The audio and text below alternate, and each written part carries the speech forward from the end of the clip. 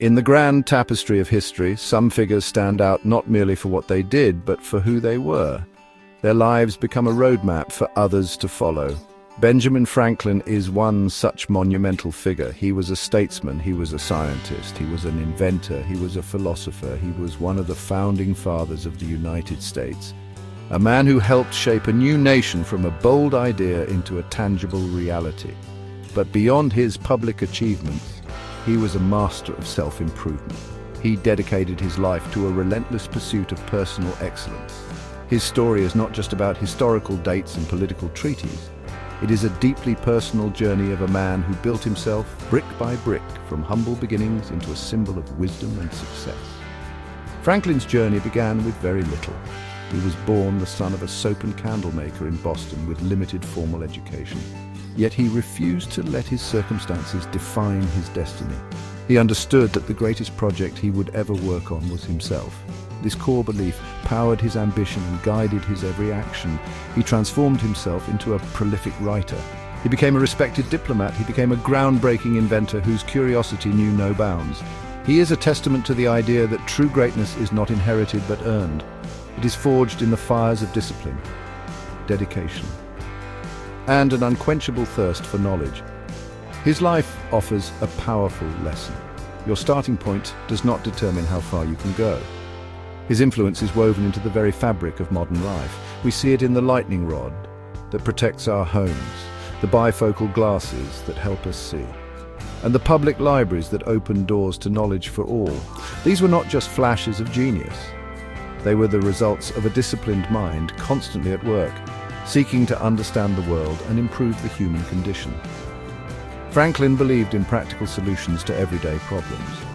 He looked at the world around him not as a fixed reality, but as a puzzle to be solved, a system to be improved. This practical, action-oriented philosophy is one of the most inspiring aspects of his character.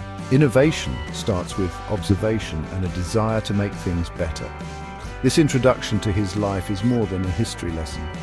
It is an invitation to explore the mind of a man who mastered the art of living.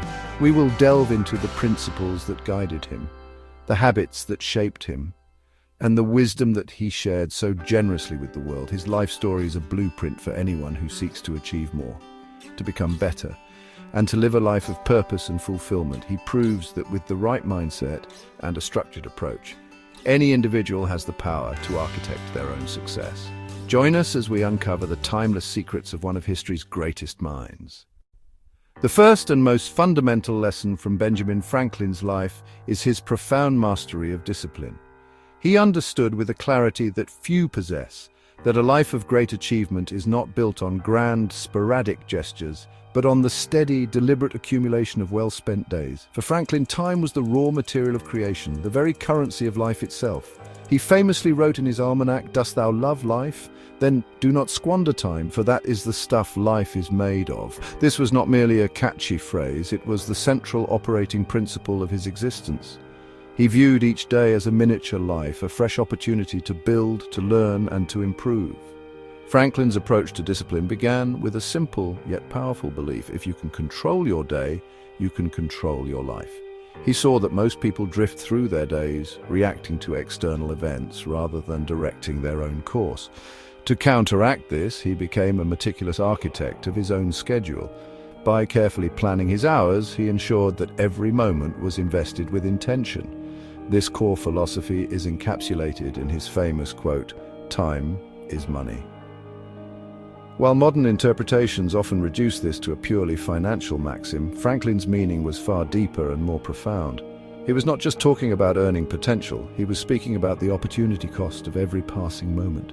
An hour spent in idle gossip, unproductive worry, was an hour that could have been invested in reading a book, improving a skill, or contributing to his community.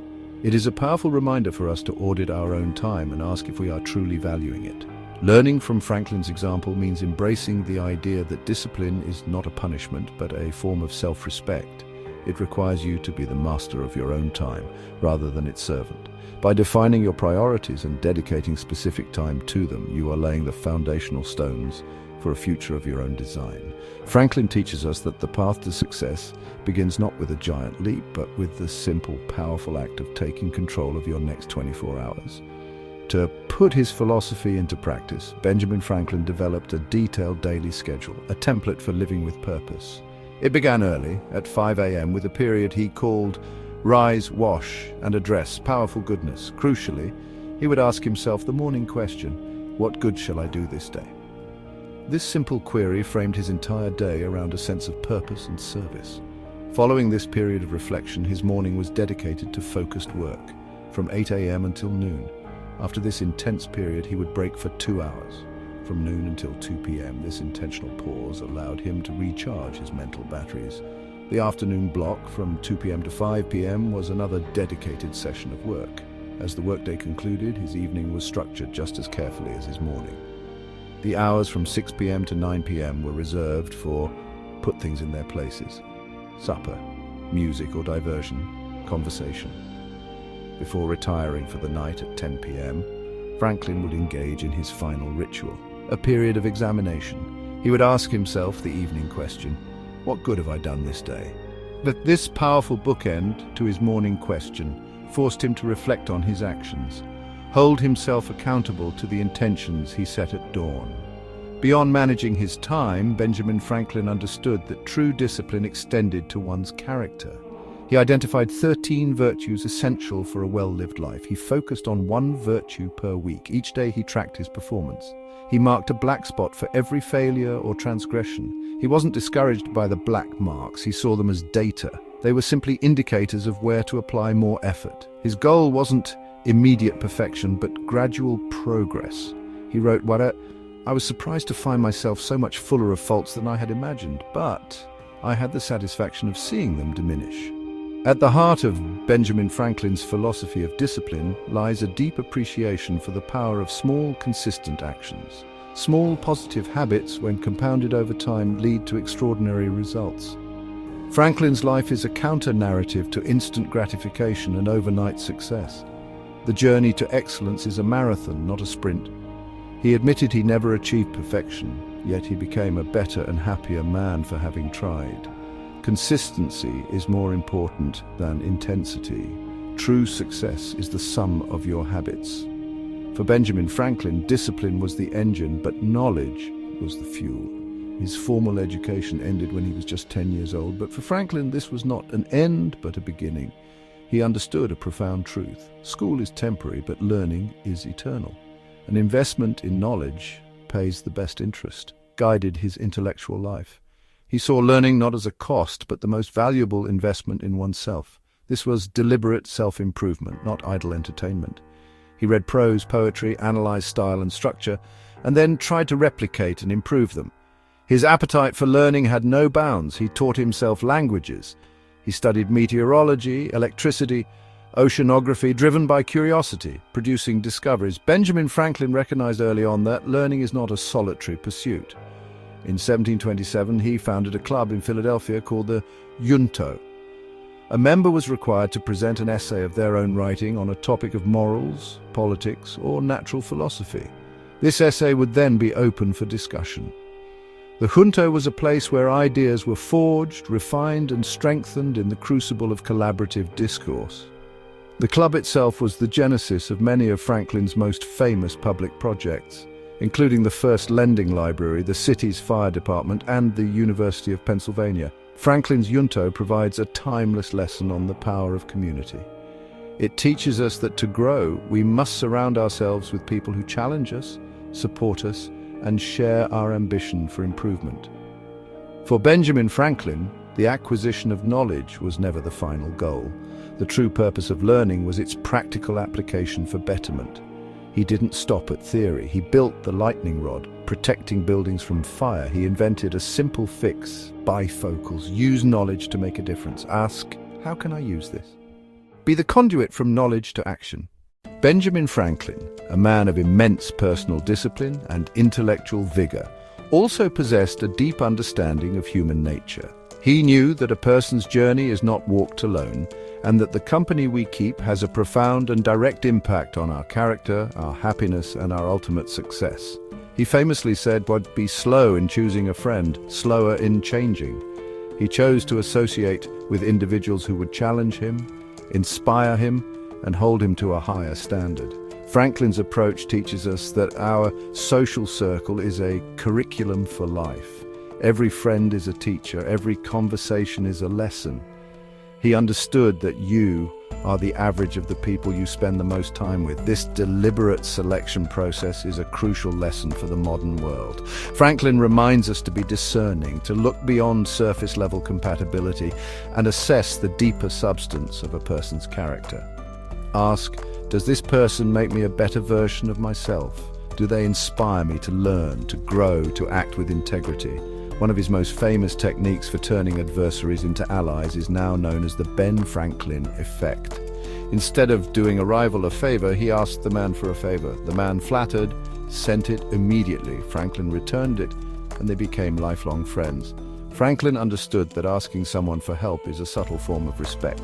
It implies that you admire their knowledge, taste, or resources, and it gives them an opportunity to feel magnanimous and helpful. Furthermore, Franklin championed the virtues of sincerity and humility in all his interactions. He learned to avoid direct contradiction and absolute statements. Just as Benjamin Franklin was deliberate in choosing his friends, he was equally clear-sighted about the need to avoid relationships that were detrimental to his well-being and progress. He was wary of those who were prone to gossip, idleness, or perpetual negativity. He understood that these traits are often contagious. Spending time with cynics can dim one's own optimism. Just as a gardener must remove weeds to allow flowers to flourish, we must sometimes remove negative influences to allow our own potential to grow. This requires courage and a strong sense of self-worth. It means recognizing that you are not obligated to maintain relationships that consistently bring you down or hold you back. Beyond his discipline, learning, and social wisdom, Benjamin Franklin was a powerful embodiment of independence. He cultivated a spirit of profound self-reliance, believing that relying on others for one's direction, sustenance, or validation was a form of bondage. This fierce independence was forged early in his life. When he was just 17, Franklin made the audacious decision to leave his apprenticeship in Boston and strike out on his own. He relied on his skills as a printer and his unwavering work ethic. This formative experience taught him a lesson that would define his entire life. Your greatest asset is your own capability. God helps them that help themselves, which he popularized in his almanac, perfectly encapsulates this philosophy. It is a call to action. Franklin believed that waiting for someone else to rescue you, promote you, or give you permission to succeed was a losing strategy. A core component of independence is the ability to make sound decisions. He developed a technique he called moral or prudential algebra. Over the course of several days, he would populate these columns with all the arguments for and against a particular course of action. He didn't simply count the items, he would assign a relative weight to each and then begin a process of cancellation. The column that held the final uncancelled arguments would reveal to him which side of the issue was stronger, guiding his final decision. This moral algebra is a timeless tool for anyone facing a significant choice. It provides a structured framework that encourages rational thought and mitigates emotional bias. Benjamin Franklin's independence and decisive nature were the driving forces behind his entrepreneurial spirit. He constantly saw gaps in the market and inefficiencies in society, and he took the initiative to create solutions. Ultimately, Franklin teaches us that independence is not just about being self-sufficient, it is about being a creator. His life encourages us to embrace our inner entrepreneur, to take ownership of our ideas, and to have the determination to turn them into reality. Benjamin Franklin's life, filled with remarkable achievements, was not a story of effortless overnight success. It was a testament to quiet, unglamorous virtues, patience and perseverance. This belief let him endure setbacks, overcome obstacles, and continue moving forward when others gave up. Consider his 13 Virtues project. He did not expect moral perfection in a week or a month. He accepted being fuller of faults than imagined, yet he was not discouraged. He had the patience to see the process through, trusting small, incremental improvements to transform character. Meaningful growth is slow and cumulative. Starting his printing business, he did not triumph overnight. He faced established competitors and financial uncertainty, yet he persevered, worked diligently, built a reputation for quality. Perseverance is the partner of patience. The famous story of his experiment with the kite and key is a perfect illustration of this unwavering perseverance. He treated failure as a teacher, not a judge. Perseverance is the active ingredient that turns failure into progress. It is the commitment to get back up one more time than you are knocked down. Central to Franklin's philosophy was a deep agricultural understanding of cause and effect. The actions you take today are the seeds you plant.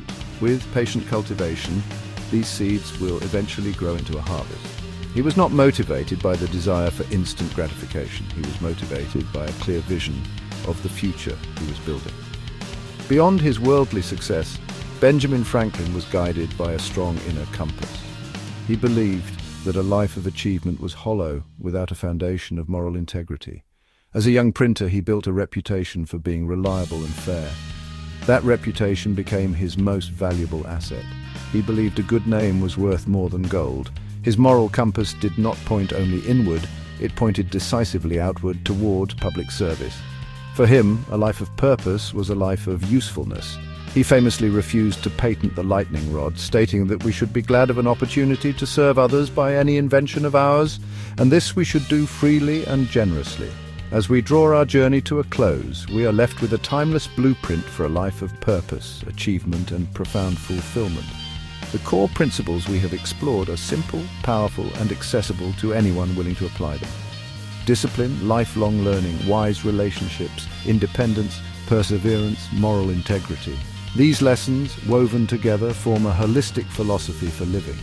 Benjamin Franklin's life was a symphony of interconnected habits, each one strengthening the others. He was a statesman, an inventor, a writer, and a philosopher, but above all, he was an architect of the self. His journey began with a single simple step, the decision to become better today than he was yesterday. This is where your own journey begins. You do not need to overhaul your entire life at once. You simply need to take one lesson from Franklin and apply it, starting now. Perhaps you will adopt his morning question, or maybe you will choose one virtue. Remember his philosophy of sowing seeds for a future harvest. Benjamin Franklin's life is not a museum piece to be admired from a distance. It is a call to action. Remember his story, draw inspiration from his example, but most importantly, act. For the true measure of success, as Franklin showed, comes not from what we know, but from what we consistently do. Your legacy is unwritten. The first word begins now.